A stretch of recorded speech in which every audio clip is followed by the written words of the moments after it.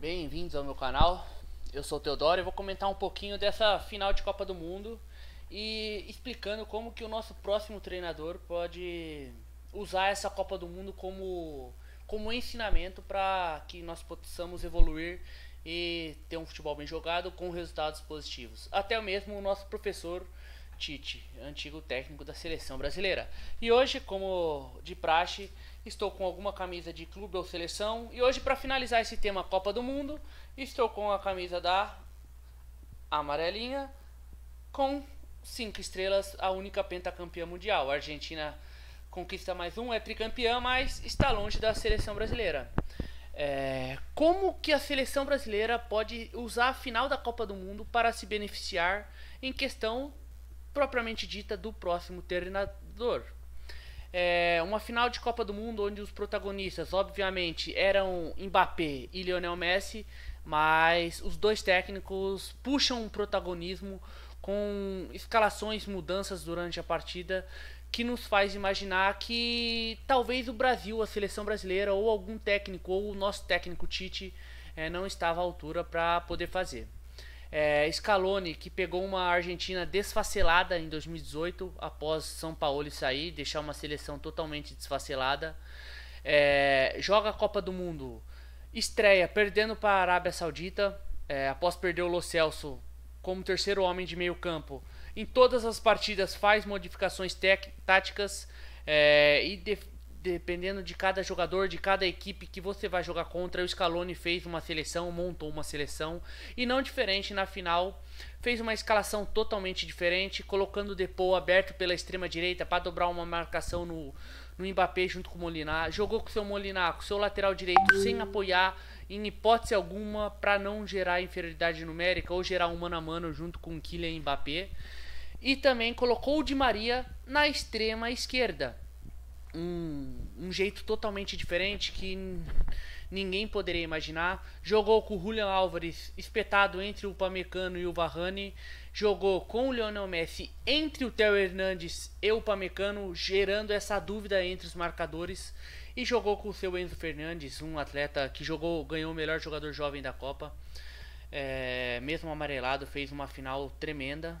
E o McAllister, que foi um motorzinho, entrou de titular no decorrer da Copa. Mais uma vez, essa máxima se concretiza. A seleção que inicia a Copa do Mundo, os 11 iniciais da campeã, não termina sendo os 11 iniciais.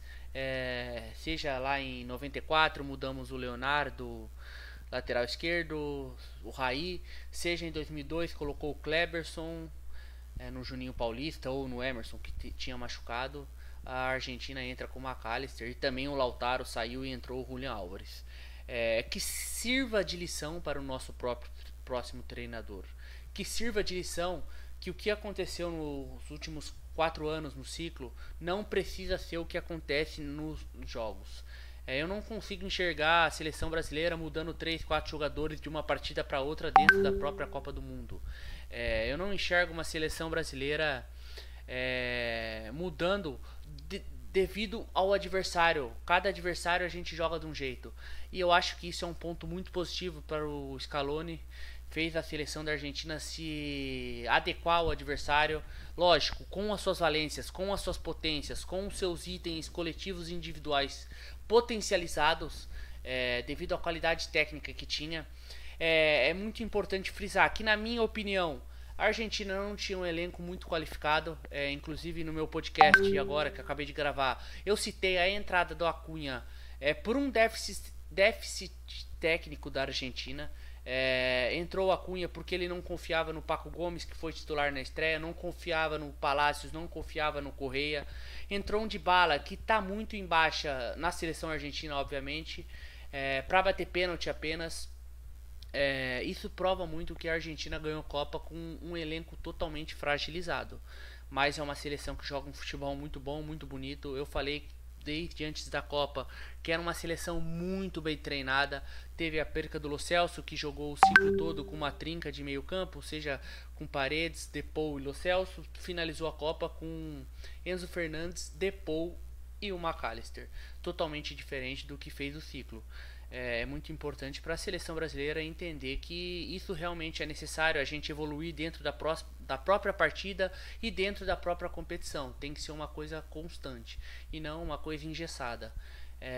Citando um pouquinho a seleção brasileira, jogamos o ciclo todo com Fred e Casemiro, com 2 volantes, um meia 10 de ligação, com Neymar pela esquerda, daí jogou com Rafinha na parte final do ciclo e aí revezando com o Richarlison e Jesus, e o Richarlison conseguiu a vaga. Às vezes jogou o Gabigol, o Firmino, mas o Richarlison conseguiu. E chegou na Copa, a gente tirou o nosso segundo homem de meio campo, que era o Fred, colocamos o Paquetá jogando de segundo homem, totalmente deslocado, colocamos o Neymar de 10, que não marcou, nem marcava nem a sombra, e colocamos na ponta Vinícius Júnior, Rafinha e Richarlison. Tudo isso pro Vinícius Júnior jogar, pro Neymar jogar junto.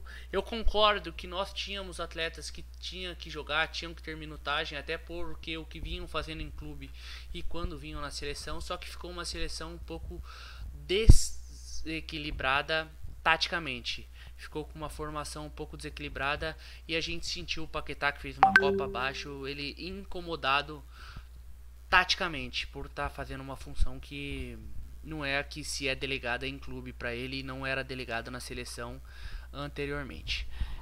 Citar um pouquinho da França. Aconteceu a França, eu acho que o Didier Deschamps sai da Copa muito grande. Foi um técnico que o seu trabalho foi colocado em xeque depois de ter feito uma Nations League ruim.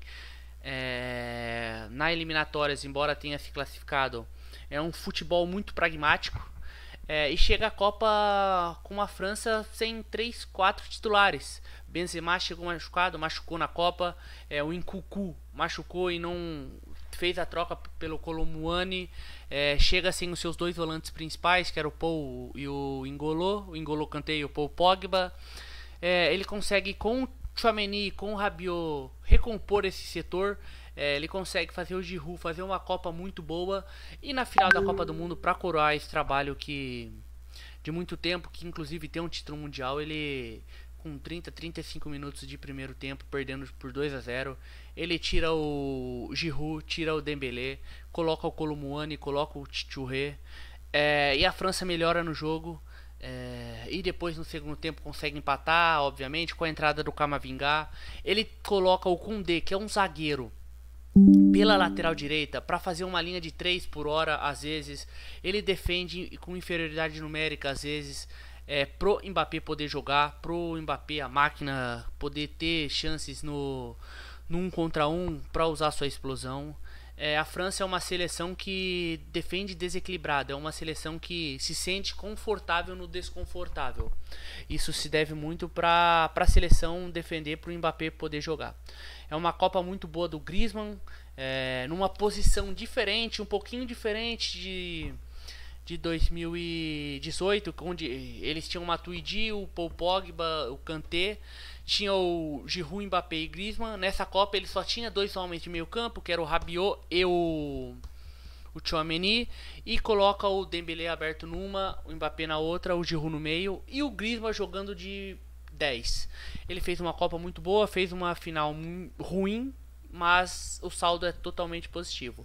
Então todos os créditos para o Didier Deschamps, todos os créditos para o Scaloni, que o nosso futuro técnico da seleção, que talvez não seja o Carlo Ancelotti, que hoje, dia 19 de dezembro, deu uma entrevista falando que só sai do Real Madrid se for mandado embora. E agora a CBF tem que mexer seus pauzinhos, tem que ver quem quer, quem não quer ir para a seleção brasileira, ou quem a gente pode pagar, porque o Guardiola a gente não pode pagar, que é um valor muito alto. Mas que fique de lição para o próximo técnico da amarelinha, que não seja um trabalho engessado e pragmático como foi o do seu Adenor. É isso daí, o trabalho já começa.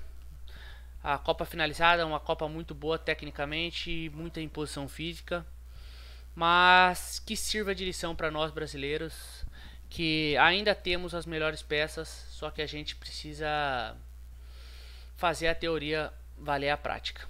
É isso, deixa seu like, se inscreve no canal, meu Instagram, meu YouTube, meu Twitter estão aqui.